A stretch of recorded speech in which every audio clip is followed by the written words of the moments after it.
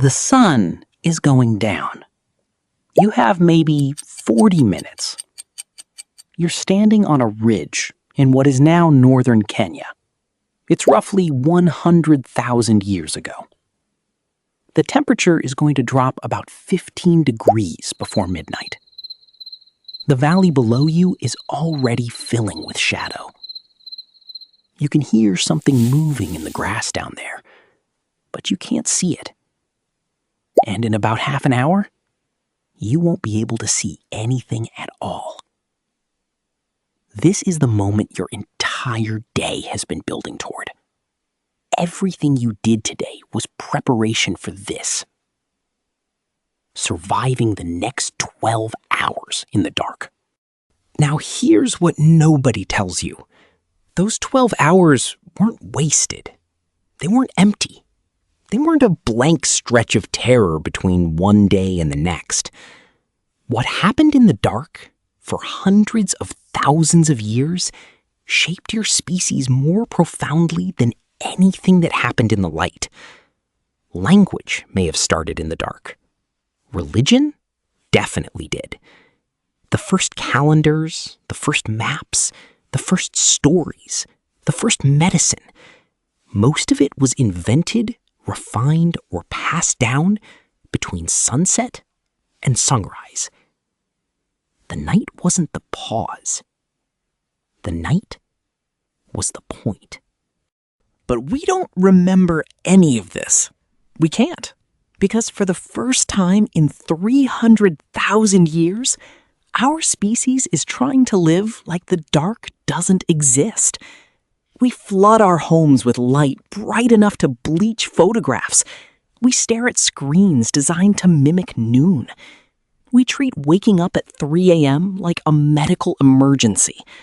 And in doing so, we've disconnected from something enormous. Something our bodies still remember, but our minds have completely forgotten. So let's go back. Not a documentary version, a real night. Sundown to sunrise, 100,000 years ago. And let's find out what actually happened in the dark. Start with the biology. Humans are diurnal creatures, which is a polite way of saying we are the worst kind of animal to be caught outside after dark. Our eyes see color and detail beautifully. In low light, they're almost useless. A cat can see with about a sixth of the light we need. An owl can basically see in a blackout. And the ancient world was populated with things that could see in the dark much better than we ever will. The math worked out badly. Around 90% of the large carnivores that overlapped with early humans were most active during the dark hours. Lions hunt at night. Leopards hunt at night.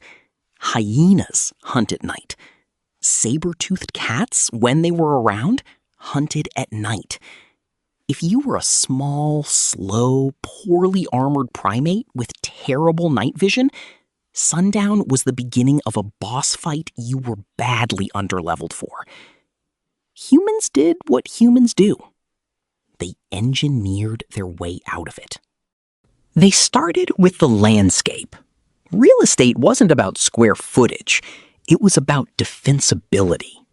Caves were the penthouses of the prehistoric world. One entrance, solid walls, impossible for a predator to sneak up on you from behind. Almost every major hominin site we've ever excavated is either a cave, a rock shelter, or a defensible overhang.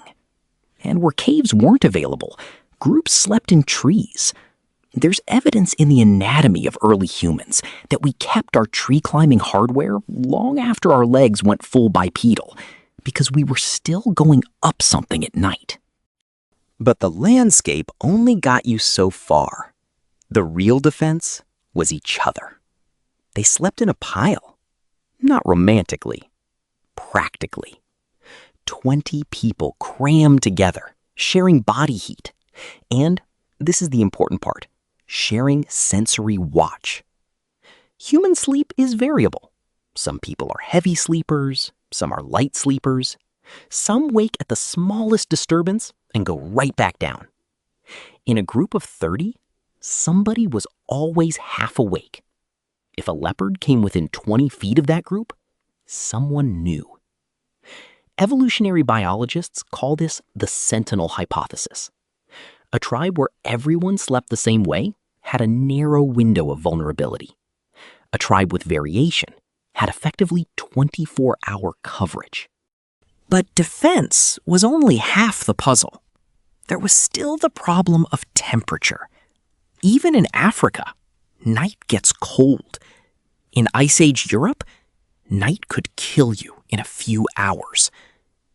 Which brings us to what might be the single most important invention in human history. Fire was 3 technologies in one: heat, light, and a psychological force field. The heat part is obvious. You could survive nights that would kill you unprotected. Without fire, humans stay near the equator forever. The light part is where things start to get interesting. For the first time, we could extend our day. A cave lit by fire was functionally daylight. Suddenly, the night wasn't 12 dead hours you had to survive. It was 6 or 7 productive hours you could actually do things in. The human working day roughly doubled. But the third part is the one nobody talks about. Large predators are afraid of fire. Not because it burns them, because they didn't evolve with it. Fire flickers unpredictably, it gives off a smell nothing else gives off. It behaves like a living thing, but isn't one. Big cats especially have a documented, deep biological aversion to it. Even today, fire is one of the most reliable predator deterrents in modern lion research. So a human group with a fire had built something no other primate had ever built: an invisible wall, a perimeter drawn in light. Without a single spear thrown, humans had cordoned themselves off from the food chain. And once you had this circle of light, something else started happening inside it. Something that may have made us into the species we are. Because when you sit around a fire for 4 or 5 hours every night, and you can see other faces, and nothing is trying to eat you, and there's nothing else to actually do, what do? You talk. You talk more than any primate has ever talked. You describe a plant that made your cousin throw up. You mention wolf tracks near the water. And somewhere in the middle of all that practical information, someone tells a story. Maybe about an ancestor. Maybe about a spirit. Maybe about how the world was made. The next night, someone tells it again. Within a generation, that story has been refined 1,000 times, given characters and stakes and lessons. In modern hunter-gatherer societies, researchers have found something remarkable. During the day, less than 10% of conversation is storytelling.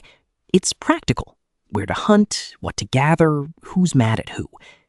But at night, around the fire, that number flips. Around 80% of nighttime conversation is stories. Fire didn't just warm humans. Fire may have invented human culture. Because storytelling is how information travels through time without writing. It's how a group of illiterate hunter-gatherers passes down 1,000 years of accumulated knowledge. Which plants to eat, which animals to avoid, how to treat wounds, who your ancestors were, why the world is the way it is. Stories are the operating system of pre-literate civilization. And they got told in the dark. And the fire didn't just change what humans did at night. It changed what they knew. Because now they were awake in the dark, looking up. You go outside tonight, in almost any city, and look up, you see maybe 20 stars, 10 if it's cloudy, 0 in a really lit up area. That's the entire sky, as far as most modern humans experience it. Now imagine a completely dark night, 10,000 years ago. No electric light for 1,000 miles. Air so clean you can see individual bands of the Milky Way. You look up and see 5,000 stars at once in a sky that seems close enough to touch. Planets are obviously different from stars, brighter, sharper, moving on their own schedule. Every hour or so, a meteor streaks across. This was the sky every ancient human saw every night for tens of thousands of years. And they didn't just look at it. They learned it. The most extreme example is the Polynesian navigators, and it's genuinely difficult to overstate what they accomplished. Starting about 3,000 years ago, they crossed the Pacific, the largest single body of water on Earth, in wooden double-hulled canoes, without a compass, without a sextant, without maps, and found tiny islands separated by thousands of miles of open water. They did this by memorizing the rising and setting positions of over 200 individual stars, adjusted for latitude, season, and time of night. They read ocean swells with their bodies. The way a swell moves through the hull tells you the direction of the wind that made it, sometimes from a storm 1,000 miles away. They read cloud shapes, because certain shapes only form over islands. They tracked the flight paths of birds that only fly to and from land. That knowledge was carried entirely in human memory, entirely at night, entirely through the dark. And it was so precise that Polynesian navigators reached Hawaii, Easter Island, and New Zealand, 3 points of a triangle bigger than any continent. They colonized every habitable island in that ocean, using the sky as a GPS. The night wasn't only for stargazing. In the dark, humans could do things that were impossible in daylight. Iron Age metallurgy in southern Africa was often deliberately performed at night. Why? Because when you're forging iron, temperature matters enormously, and you judge temperature by color. Metal glows in specific hues: red, cherry red, orange, yellow, white, each corresponding to a different working property. In daylight, sunlight washes out those color gradations. At night, the colors are perfectly clear, and a skilled smith can hit temperature windows accurate to within about 50 degrees. Darkness was a precision instrument. So people are talking, navigating, foraging, but there's still most of the night left. Eventually, you have to sleep. And this is the part that's going to change how you feel about your own body. Because humans, for almost all of recorded history, did not sleep the way you sleep. They didn't sleep in one long block. They slept in two. And there's overwhelming documentary evidence for this.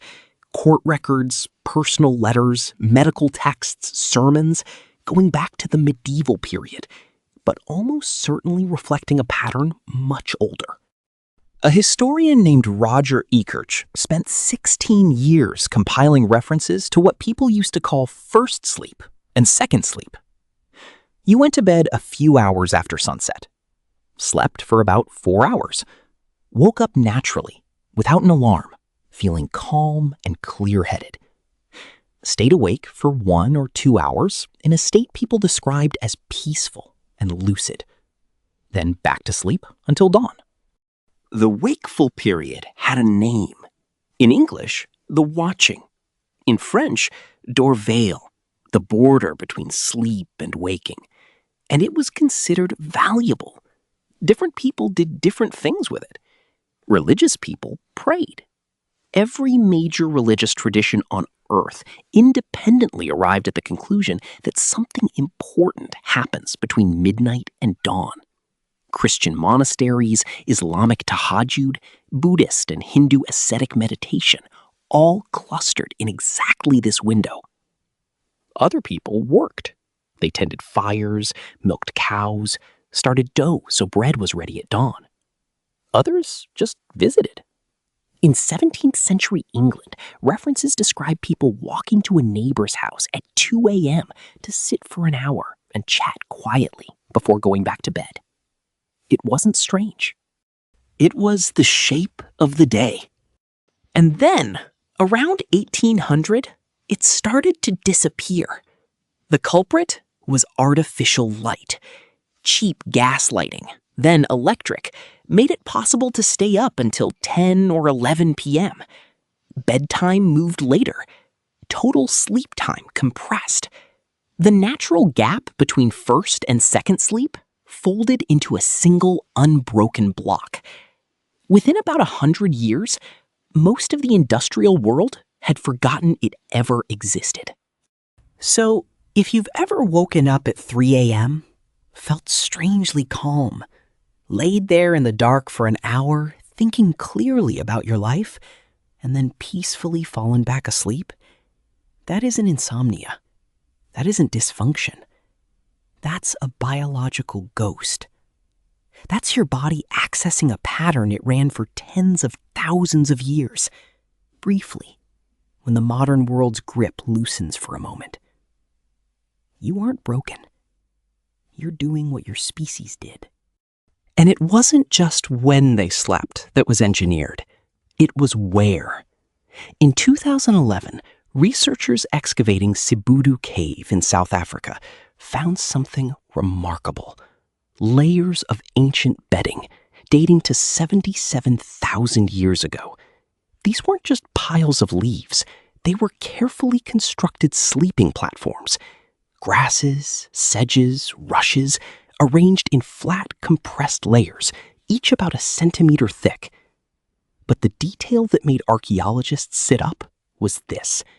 Some of the bedding was made from the leaves of the Cape laurel, and Cape laurel leaves contain natural insecticides. They repel mosquitoes. They repel biting flies. Someone 77,000 years ago figured out that if you slept on a bed of these specific leaves, you got bitten less. And it wasn't just Sibudu. At Border Cave, also in South Africa, researchers found bedding going back 200,000 years, with layers of ash spread deliberately underneath. Ash also repels insects. It kills the little things that live in vegetation and want to bite you. Think about what this means.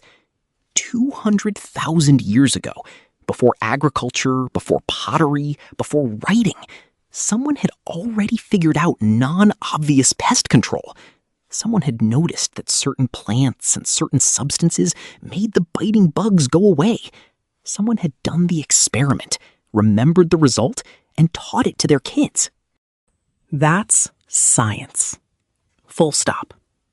That's observation, hypothesis, testing, replication, transmission. It happened in the dark, in a cave, on a bed of leaves, before human beings even knew they were doing science. Every ancient culture on Earth built something meaningful out of the night. We are the first generation in the entire history of our species to treat nighttime as an inconvenience. So let's come back to that ridge in Kenya. Sundown. You have 40 minutes. You walk down to your group. Someone has already started the fire. Children are circling the flames, waiting for the meat. You sit close together, closer than any modern person voluntarily sits with anyone, and you eat. Then somebody starts talking, and somebody else interrupts, and a story gets told, and another.